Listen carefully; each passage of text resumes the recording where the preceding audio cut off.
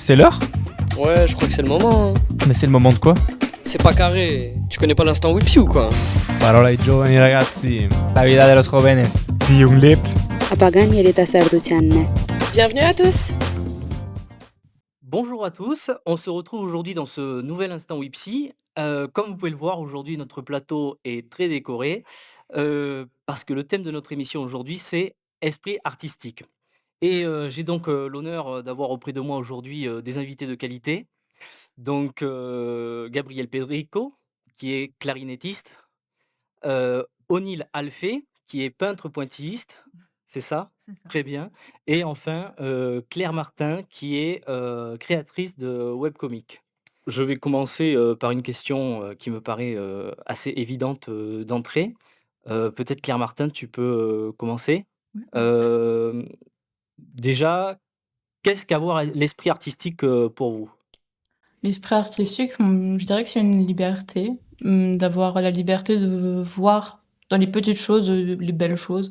Ça d'imaginer, qu'est-ce que ça peut être, déformé, reformé et voilà, quelque chose de libre. Pour moi, c'est vraiment la liberté, l'esprit artistique. Voilà. O'Neill? Pour moi, l'esprit artistique, c'est pouvoir avoir la capacité de s'exprimer à travers les créations, à travers l'art, tout simplement. Pour moi, je vais rejoindre, je pense, quand même pas mal les deux avis précédents. Surtout le moyen d'expression, je trouve que c'est vraiment quelque chose d'assez important. C'est aussi très personnel. Et donc, c'est très difficile, je pense, enfin, de mon point de vue, par exemple, de juger en fait quelque chose parce que c'est très objectif, c'est très personnel. Et voilà. Donc, le moyen d'expression, vraiment, je pense que c'est vraiment l'élément central. Très bien. Ouais, c'est vrai. Et du coup, O'Neill, afin que tout le monde sache ici ce que chacun fait, est-ce que tu pourrais nous expliquer en quoi cela consiste d'être pointilliste? Est-ce que tu peux nous raconter un peu en quoi concerne ton art, s'il te plaît? Alors en fait, je fais des illustrations en faisant des points et en fait, les points vont être plus ou moins rapprochés selon ce qu'on cherche à représenter. Par exemple, pour faire des contrastes, il va falloir faire des points plutôt rapprochés ou des gros points. Et si on souhaite laisser des zones de lumière, ça va être des points plutôt écartés. Et en fait, le pointillisme, pour moi, c'est un travail qui est très minutieux. Je suis quelqu'un de très posé de base et le pointillisme, ça me permet aussi de pouvoir, me concentrer, d'avoir toute mon attention sur une seule chose. Parce que même si je suis posée, parfois, j'ai l'esprit qui part un petit peu, partout et le fait que le travail soit minutieux, ça me permet d'être concentrée sur une seule chose. Très bien. Voilà. Et du coup, ton support, c'est quoi? C'est des feuilles de papier, c'est ça? Souvent, c'est des feuilles de papier. Après, en ce moment, j'ai un support, c'est un gros bout de bois, bah, carré et en fait, je suis en train de faire du pointillisme dessus avec, une sorte de peinture acrylique blanche. D'accord, très Ouais. bien. C'est très intéressant parce que du coup, tu travailles quand même. Est-ce que je peux me permettre de dire que tu travailles sur des supports qui sont assez traditionnels, du Oui, coup, comme c'est ouais, du papier? tout à fait. Et je peux rebondir du coup sur Claire. Mmh. Toi, tu es donc une créatrice de webcomics. Donc toi, tu travailles sur du support dit digital, c'est ça? C'est vrai, c'est vrai. Et est-ce que tu peux nous expliquer du coup en quoi cela consiste, s'il te plaît?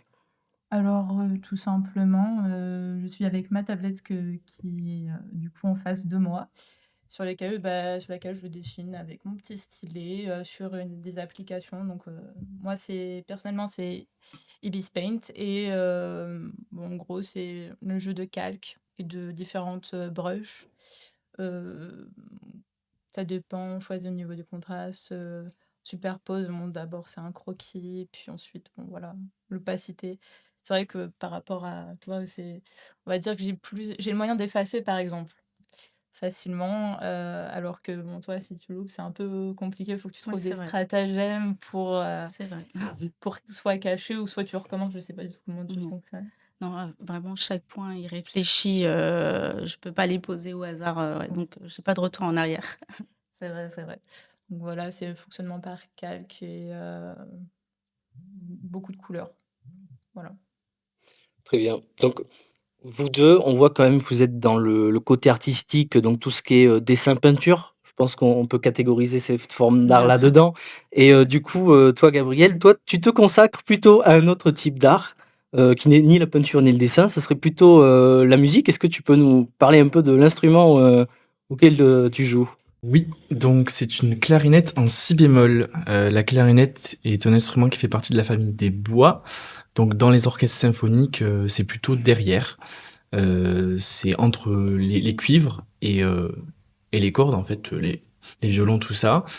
C'est un instrument qui est assez ancien, bon, j'entends quelques siècles, qui est de la même famille que les flûtes traversières, les saxophones aussi, voilà. La clarinette et le saxophone se ressemblent beaucoup, même si d'apparence, euh, ben, on dirait pas. Donc la clarinette, c'est un instrument droit en bois noir, donc souvent en bois d'ébène, avec plein de clés en argent dessus. Voilà, je crois qu'il y en a plusieurs dizaines, pardon. Je ne saurais pas vous dire combien, mais voilà, en quelques mots, la clarinette. Et d'où te vient cette passion, du coup? Tout a commencé grâce à ma mère. C'est assez classique comme schéma. C'est c'est juste que, ouais, je pense, j'avais 10-11 ans et ma maman m'a dit Gabriel, il faut que tu fasses de la musique. J'avais pas trop eu le choix, mais ça me déplaisait pas trop et je voulais faire du saxophone au tout début. Sauf qu'elle m'a dit non, non, non. Ah, mais c'est même pas ça. Non, non, c'est même pas ça. Elle m'a dit oui, oui, comme tu veux, sauf qu'il y avait plus de place. Et du coup, j'ai commencé la clarinette comme ça et je suis très content euh, d'avoir commencé la clarinette. Je pense que j'aurais largement préféré la clarinette au saxophone. Bon, j'ai rien contre les saxophones. Voilà, c'est très personnel. Donc voilà, et ensuite j'ai continué et puis j'ai pas arrêté depuis. Donc voilà. Et toi, Claire? Le début? Oui. Ok. Bah, pareil, c'est vraiment ma mère, du côté de ma mère. Je m'en souviens encore, notamment dans la salle à manger, elle était sur la table, assise, à dessiner, à crayonner des paysages, des photos qu'elle avait prises, notamment, je me souviens très bien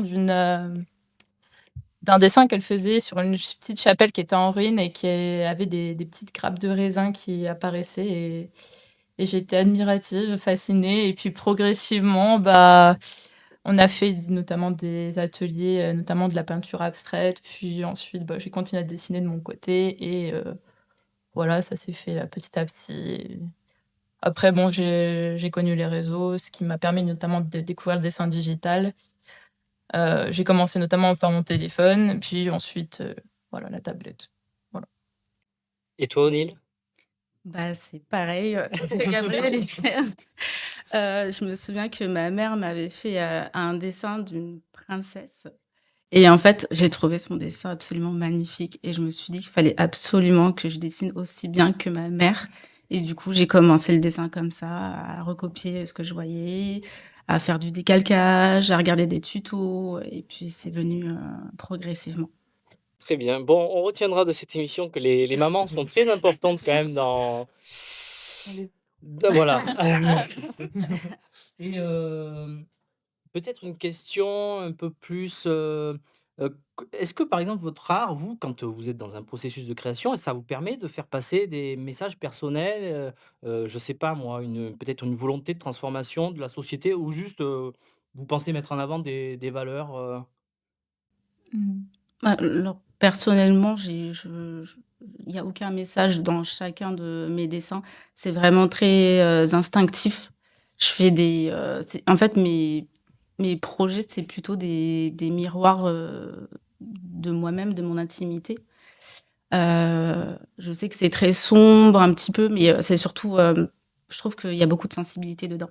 Mais c'est ce que j'essaie de faire dans mes dessins. D'accord. Donc au moins apporter une sensibilité au public, qui va regarder tes créations, Exactement. quoi. Ouais. C'est un peu pareil pour toi, Claire, ou Oui, en effet, c'est vrai que c'est très intime, je trouve, le processus, de dessiner, créatif, que ce soit la musique d'ailleurs, ou que ça se passe par le dessin Et après bon, c'est vrai qu'au final, je m'en sers, du coup à travers, mon projet de webcomic, plutôt pour faire passer des messages, notamment, sur la lutte contre le harcèlement scolaire. Une expérience passée, voilà, qui s'est passée enfin voilà, qui s'est déroulée et qui a, on va dire, forgé, la personne que je suis et du coup à travers, qui a forgé aussi mes dessins et mon style de dessin, on peut dire ça? Voilà, voilà. Très bien. En termes d'expressivité, peut-être c'est un peu plus compliqué de faire passer des messages, des valeurs à travers la musique? Ou t'es pas d'accord avec, cette affirmation? Je suis pas très d'accord, même si personnellement, honnêtement, j'ai ni le niveau ni la prétention, de faire passer des messages comme certains, artistes, professionnels le font. Mais c'est souvent quelque chose qu'on s'en rend pas forcément compte, mais chaque morceau, que ce soit joué par un orchestre ou par une seule personne, le compositeur à ce moment quand il a écrit cette musique, il a souvent, une histoire en tête, une idée, une émotion et il suffit de se pencher, même assez rapidement sur, heu, sur un morceau pour en fait très vite identifier et suivre en fait le fil de l'histoire comme ça. C'est très exacerbé, par exemple à l'opéra où là on a vraiment l'image, le son, tout ce Oui. qu'il faut. Mais oui, non, je te contredirais un peu, ici Tom, Mais tu as tout à fait raison. mais voilà, oui là je pense que la musique, permet aussi de s'exprimer. C'est peut-être moins flagrant des fois. Mmh. C'est peut-être un peu plus, pas subtil, hein, mais caché, voilà. Un peu plus caché, mais ça vaut le coup de creuser des fois, je pense. Très bien. Et du coup, est-ce que vous pensez que vous, être dans ce côté artistique, est-ce que ça vous a apporté des qualités, au quotidien? Peut-être Claire? Bah, je pense oui, déjà, bah, on voit le monde quand même un peu plus beau. Parfois, c'est un peu dans les temps difficiles, ça fait un peu de bien de laisser, l'esprit, vaguer ailleurs. Bon, même si du coup, parfois ça on peut être un peu, tête en l'air, ce qui m'arrive souvent. Mais non, ça apporte beaucoup de je pense de qualités, je pense une bonne ouverture d'esprit aussi, une curiosité naturelle, à d'observer, de rencontrer, de s'exprimer, voilà, je dirais que c'est ça, pour moi, pour ma part. Gabriel? Des qualités, la patience, je pense, parce que, apprendre un instrument et jouer un morceau, c'est pas mal de travail, mais je pense que c'est le cas pour tous nous 3 ici, hein. C'est beaucoup de patience, ça prend beaucoup de temps, mais il y a quand même ce côté passion qui rend ça assez facile, on va dire. Mais d'autres qualités, après, je pense que ça dépend de chacun et du caractère de chacun. Mais, c'est vrai qu'on a tendance à être, un peu rêveur, ça c'est sûr, je pense que c'est commun à un peu tous les tous les artistes. Hem, oui et la créativité, je dirais quand même parce que enfin, tu en as parlé Claire, mais donc, de la curiosité, tout ça, je pense que, ça fait partie du pack, on va dire. C'est notre force. D'autres émotions à rajouter peut-être O'Neill, dans ce pack, Pack artiste. Bah, je les rejoins totalement, je suis totalement d'accord, sur tout ce qui est point créatif, ou la patience et comme on disait au début, vu que, bah, l'art, c'est un moyen de s'exprimer aussi, bah, on met, sur papier ou en musique tout ce qu'on ressent au fond de nous et du coup, je pense qu'il y a aussi ce bien-être qu'on peut ressentir, après avoir réalisé, un dessin ou une chanson, une musique. et quel parcours, du coup, vous avez dû faire pour en arriver, à ce processus artistique? Je veux dire par vous êtes passé par des études officielles? Vous êtes, autodidacte? Comment dans quoi vous vous êtes inscrit? Quel parcours? Toi, par exemple, Gabriel? De mon côté, c'est, entre les 2. J'ai toujours été attiré par la musique, donc j'ai commencé, même le solfège, hein, ce que beaucoup de personnes n'aiment pas, j'ai commencé assez tôt à m'y intéresser, la lecture des notes, les rythmes, les harmonies, enfin, voilà. Mais au-delà de ça, j'ai suivi un parcours, on va dire, officiel, mais qui reste quand même amateur, bah, dans une école de musique, en fait, tout simplement, donc avec, des cours, réguliers, donc assez institutionnel, je dirais, de mon côté. OK. Et c'est genre le conservatoire? Pas du tout, Ça a rien pas à du voir? tout. OK.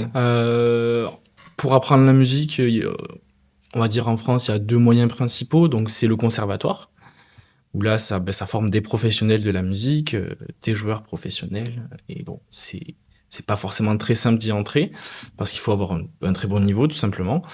Et il y a les écoles de musique qui sont souvent des associations qui existent au niveau local, donc des villages, des villes, ça dépend. Chaque ville, après, s'organise un peu comme elle veut, hein, mais où là, c'est des professeurs donc, qui ont été formés au conservatoire qui vont former des personnes, mais à un niveau amateur. Ça reste du loisir quand même.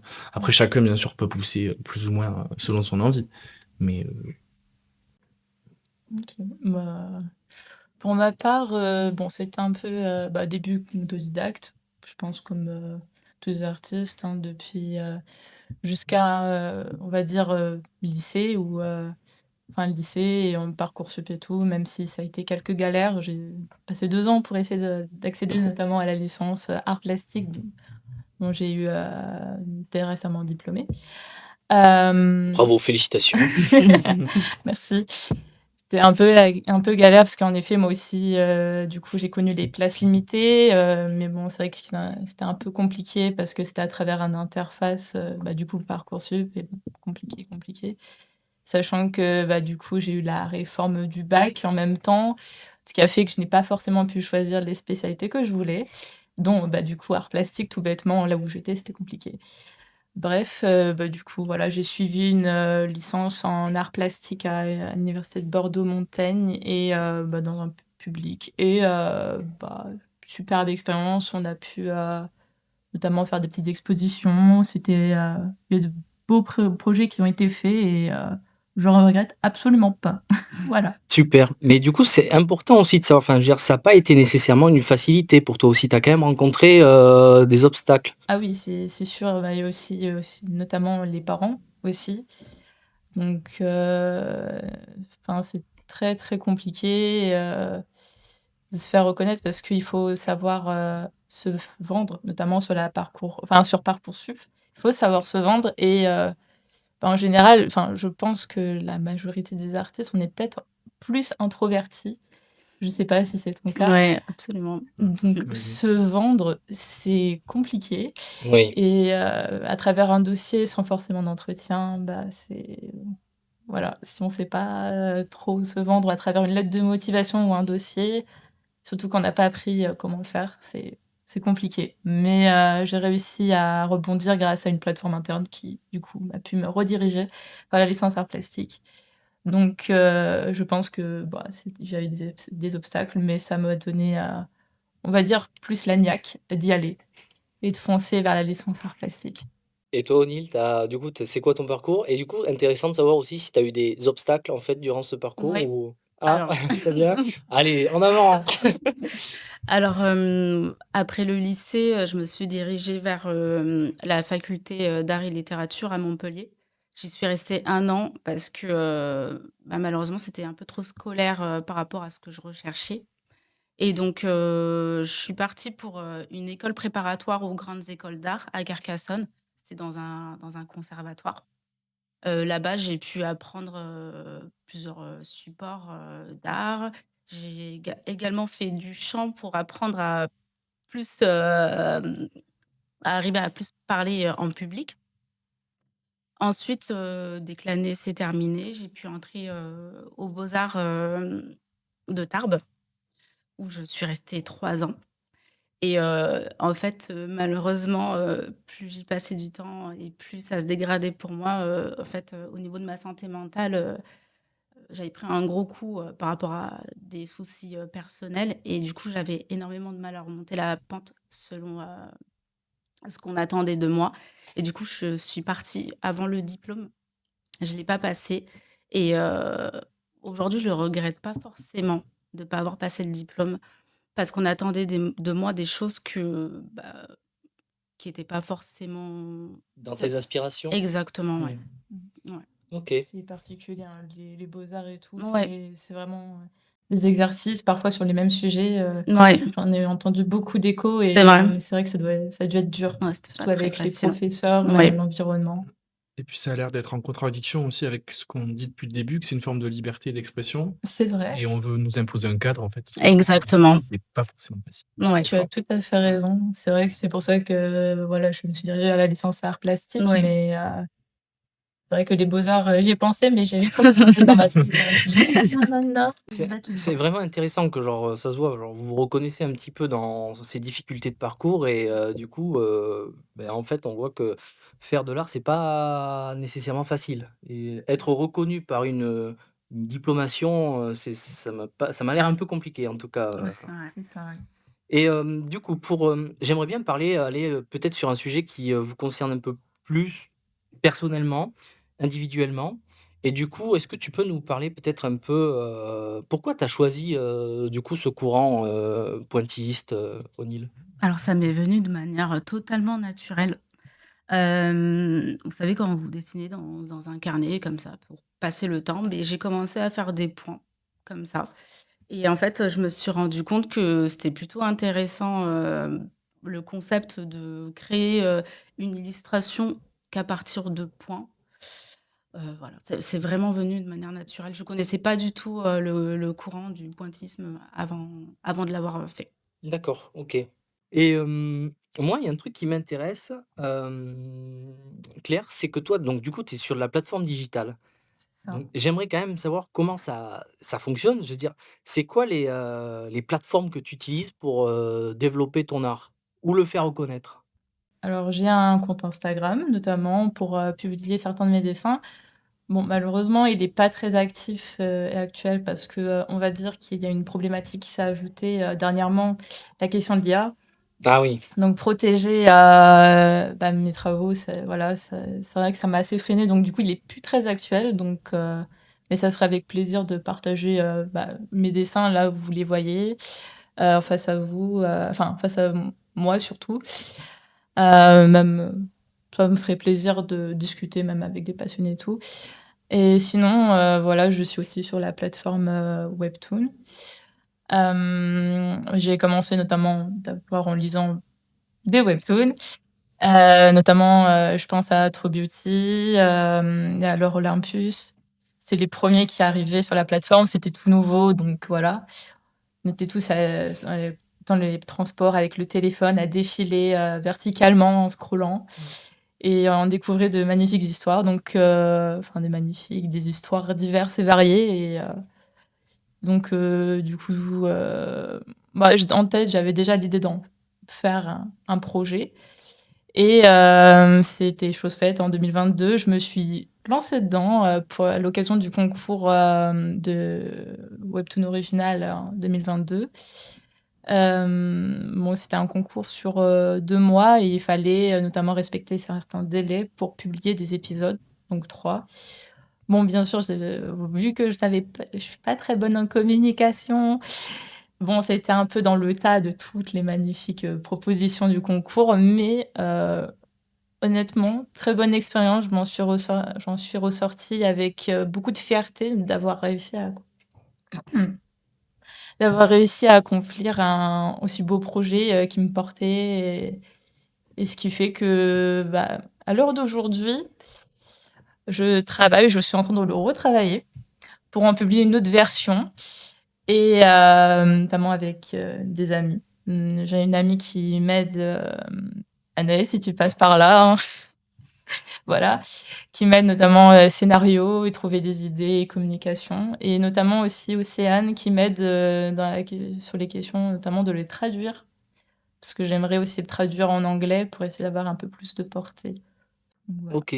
Parce que du coup, ce webcomic, en fait, c'est littéralement, c'est une bande dessinée, mais sur, Ça. les réseaux quoi, sur internet? En gros, oui, comme OK. je disais tout à l'heure, c'est, en gros, on tient le téléphone et on scrolle,